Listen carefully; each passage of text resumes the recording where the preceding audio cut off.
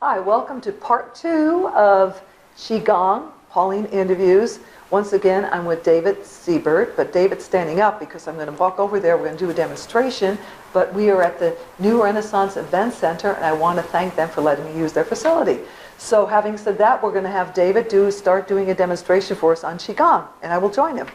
So we're talking about Qigong, and I asked you during part 1, are there different levels? And you said no, and it sounds like it's really easy to begin and keep doing, right? The movements are very simple, and there are definitely more complex forms and easier forms, but there's a huge range. There are literally hundreds of individual postures that are combined in sets called forms, and a set is sort of a balanced set that works the body in different ways. But there are easy sets and hard sets.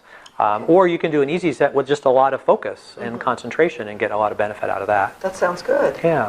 So, I mean, a very simple movement is literally just, you start with standing, but standing in a very conscious way. So you would stand with the feet about as wide as your hips, more or less parallel to each other.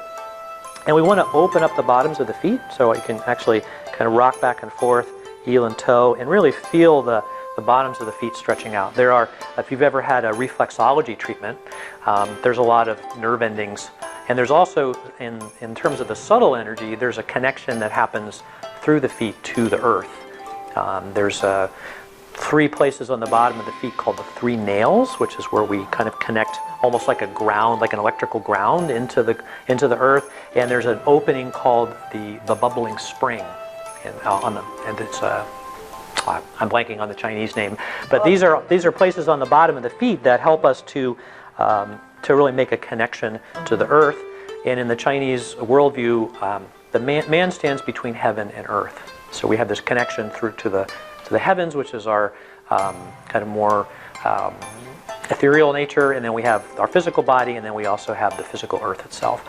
So having the feet grounded really makes that connection. And we get energy from the earth too. Yeah, right? you can absolutely. There's Qigong where we consciously absorb energy through the bubbling spring, which is called that because there's this feeling of kind of fizzy energy bubbling up out of the earth, and it comes up into a center here called the Dantian. So the Dantian is the critical focus of both Tai Chi and Qigong. And we actually have 3 of them. We have a lower Dantian, which is like the 2nd chakra in yoga. So it's kind of here, just below the navel, right along the center line of the body.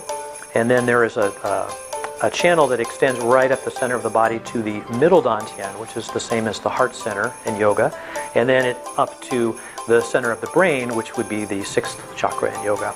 So in Qigong, we mostly focus on those 3, the lower, middle, and upper Dantian. That's interesting. Yeah, and we're consciously using physical movement as a way to suggest the energy moving up and down and also out through the limbs. So we're kind of using breath, using changes in posture, we're kind of making waves of energy move through the body, and that's how visualization, really. It can be. I mean, it's hard at first to juggle all those 3, but yeah, you can really intensify the effect by visualizing this column that runs up the body, and actually, it's almost like you're seeing a thermometer.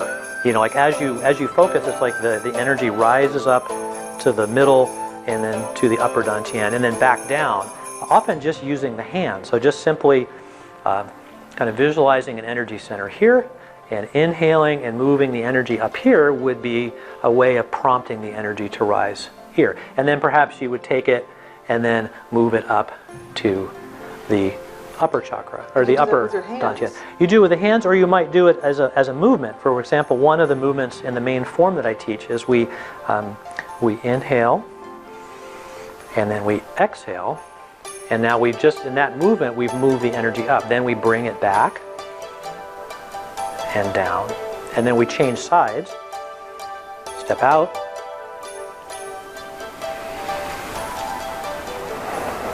And as we're doing that, we're visualizing the energy rising up again, down and back. And it's timed with the breathing. And it's also, you're doing the visualization as you're doing the practice. And how does that help you stay healthy?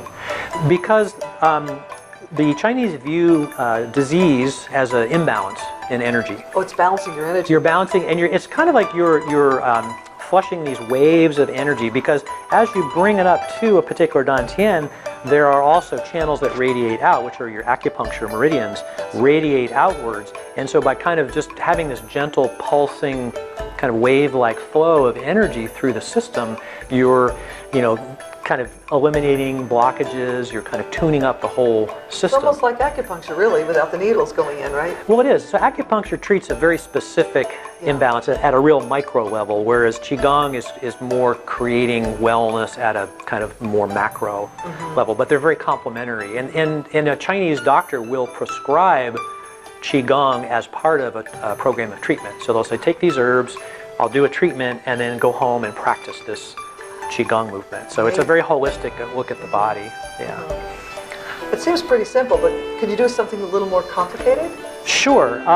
So you have enough room here. I do. So you never have to take really more than one step in any direction. We talked a little bit about how hard it is to learn Tai Chi because it's this very elaborate choreography. Qigong is a little more accessible because you're really just taking a couple steps, maybe one step in each direction. But a more complex form, this is called Great Spirit Bird. I might step out this way, again bringing the energy up to the middle dantian, and then I would do the same movement to the opposite side for balance, and then I would step forward and do the movement that I just showed you. So this is actually all part of a larger sequence of movements. So that whole movement together is called Great Spirit Bird. It's kind of pretty. It looks a little like ballet. It is. It should be very graceful. Very it should be graceful. Relaxed. It should be very mindful. It's even pretty to watch. It is. The Chinese have this sense of these movements are meant to be to mimic the kind of symmetry and harmony that you see in nature. So they should have a sense of being very conscious and very relaxed. But yet you want to maintain certain postural alignments as well. I just thought of something too. When watching you do that, I'm thinking it'd probably be more beneficial doing it out in nature, wouldn't it? It would. Ideally, it's something that you do in nature, probably barefoot or with a very thin sole on your shoe. And it's generally recommended that you do it at daybreak and in the evening, right? Basically at those times when the heavens are kind of in balance, or the in-between points. You could also do it at noon and midnight, but that's harder because we're sleeping or we're in the middle of our day. And some of the practices we mentioned briefly, bringing Qi energy into the body from the earth. You could actually, there's some standing practices that you do where you're consciously doing that. So I practice a form called cosmic staking or universal pillar, where we stand and we are very consciously pulling with the breath, Qi in through the feet up to the lower dantian. So it's coming up the channels of the leg, and then we're sending it out through the arms with the breath. So we're kind of pumping it in, inhaling it in, and sending it out. So you might do it like different hand gestures. So we start here, and we rotate the hands out, and I would hold this, for several breaths each position, out.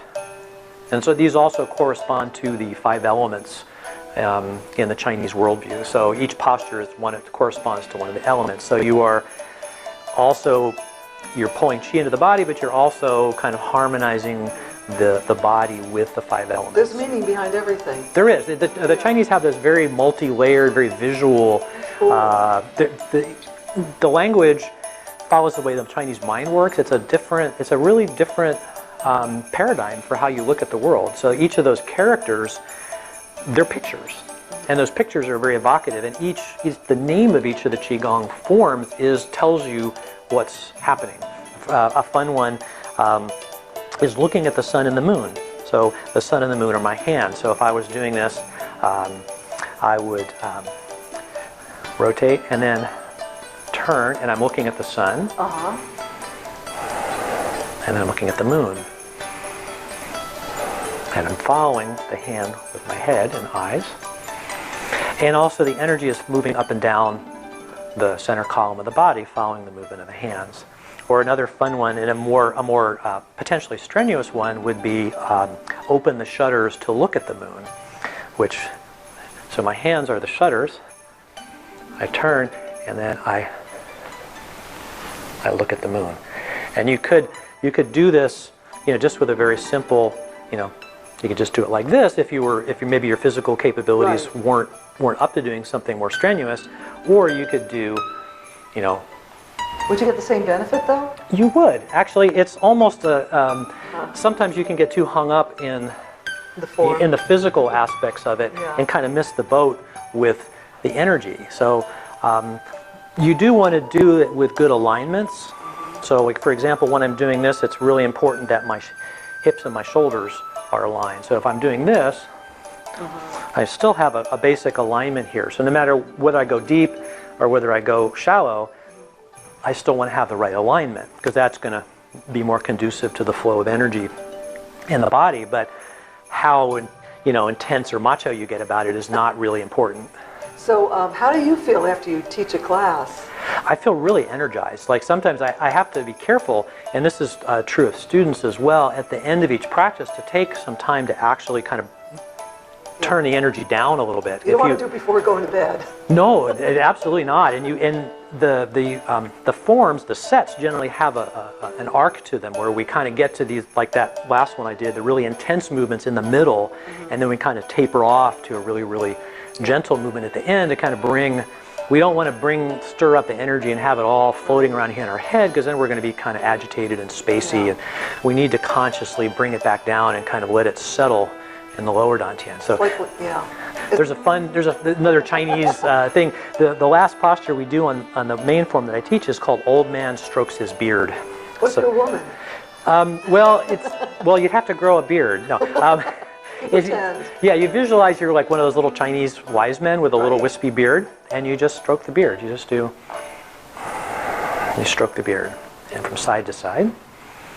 And you're just visualizing that your hands are like magnets, and you're kind of pulling the energy down to the lower dantian as you're doing it. So you're closing out by kind of settling the energy. As opposed to just doing that really intense movement that I just showed you, and then just stopping and walking away. Right, makes a lot of sense, because I do a step class and we have to bring down the heart rate at the end to do the stretching. Makes a lot of sense.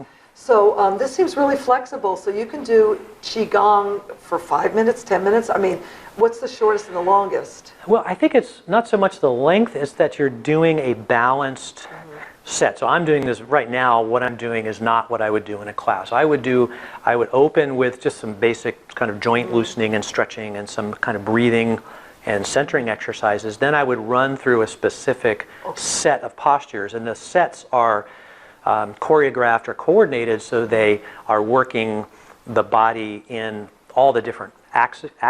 Right. So we're forward, backward, side to side, twisting, up, down. And you're kind of evenly moving the qi through the body in a very systematic way, and then bringing it, kind of ramping it up to a really intense movement, and then ramping it back down. How long is your class? So I generally can do it in an hour class. Okay. But we have to really kind of stay on it. Wow. And stay focused. I can't ramble too much. What if you don't have a lot of time? Can you do it, in the morning you want to just get your energy going? Can you just do a quick Tai Chi I saw a 7-minute video. Would that work? Yeah, there are some, as long as you're not doing a really, really strenuous set, you could do a gentle set with maybe like 4 postures. Yeah, so I do sometimes just do real simple practices like that. And you teach here at New Renaissance. Where can people find you? We'll put your information up. So I teach here at New Renaissance, so I have a weekly drop-in class. I teach at the YMCA in Beaverton. I also teach workshops at various times and places. Come to the Y at Sherwood. That's where I work out. Yeah, well, that's very possible. So yeah, I have a website, dwaparayoga.com, which is. I also teach yoga and other... Yeah, that's cool. That's cool, all that healthy stuff. Yeah. Thank you. Do you want to add anything to the interview? Anything last minute? Well, I would say just to tap into something maybe many people are familiar with, the concept of yin and yang, the kind of receptive and out. So whenever we're doing a practice, we are moving out, which is yang, and we're moving in, which is yin. Okay. And so what that does is it harmonizes the yin and the yang in the body through movement. More balance. Yeah, to create more of an equilibrium. Yeah. Okay.